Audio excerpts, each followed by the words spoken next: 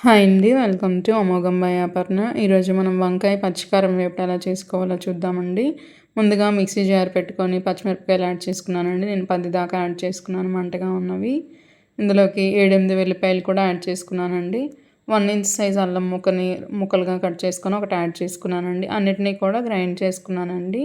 ఒకసారి ఇక్కడ చూడొచ్చండి నేను ఎలా గ్రైండ్ చేసుకున్నానో. ఇలా కొంచెం బరగ్గా గ్రైండ్ చేసుకొని పక్కన పెట్టుకున్నానండి. నెక్స్ట్ తాలింపు ప్యాన్ పెట్టుకుంటున్నానండి. నేను ఒక 5 స్పూన్స్ దాకా ఆయిల్ యాడ్ చేసుకున్నానండి. నెక్స్ట్ ఇందులోకి తాలింపు గింజలు, ఎండుమిరపకాయలు యాడ్ చేసుకుంటున్నానండి. తాలింపు గింజలంతా కూడా గోల్డెన్ బ్రౌన్ కలర్ వచ్చిందాక వేయించుకోవాలండి. నెక్స్ట్ ఇందులోకి కరివేపాకు యాడ్ చేసుకున్నానండి. కొంచెం ఇంగువ కూడా యాడ్ చేసుకున్నానండి నేను ఫ్లేవర్ బాగుంటుందని. నెక్స్ట్ ఇందులోకి సన్నగా ముక్కలుగా కట్ చేసుకున్న ఉల్లిపాయను యాడ్ చేసుకున్నానండి. నేను ఒక పెద్ద సైజు ఉల్లిపాయ వాడానండి. ఉల్లిపాయ అంతా కూడా తాలింపులో బాగా కలుపుకోవాలండి. నేను పావు కిలో వంకాయలని కట్ చేసుకొని సాల్ట్ వాటర్లో యాడ్ చేసుకొని ఉంచుకున్నానండి కండ్రెక్కకుండా ఉండడం కోసమని. ఉల్లిపాయలు వేగిపోయాయండి. ఇప్పుడు ఇలా కట్ చేసి పెట్టుకున్న వంకాయని యాడ్ చేసుకుంటున్నానండి. ఒకసారి వంకాయ అంతా కూడా యాడ్ చేసుకున్నాక మనం కర్రీ అంతా కూడా ఒకసారి బాగా కలుపుకోవాలండి తాలింపు అంతా పట్టేలాగా. నెక్స్ట్ ఇందులోకి ఒక పావు స్పూన్ పసుపు యాడ్ చేసుకున్నానండి. రుచికి సరిపడా సాల్ట్ కూడా యాడ్ చేసుకొని ఒకసారి వంకాయ అంతా బాగా కలిసేలాగా బాగా కలుపుకోవాలండి.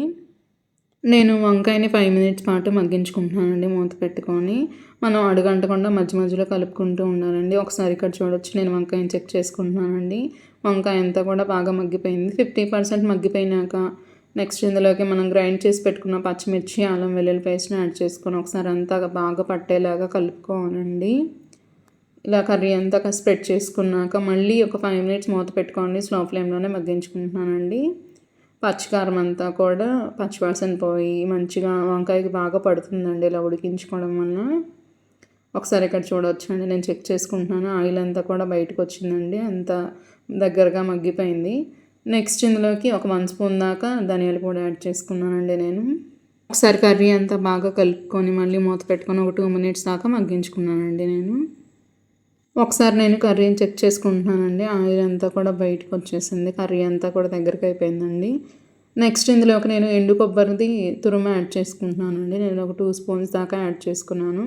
పచ్చి కొబ్బరి ఉన్నా కూడా పచ్చి కొబ్బరి కూడా యాడ్ చేసుకోవచ్చండి. ఇలా వేసుకోవడం వల్ల మధ్య మధ్యలో తగులుతూ టేస్ట్ చాలా బాగుంటుందండి.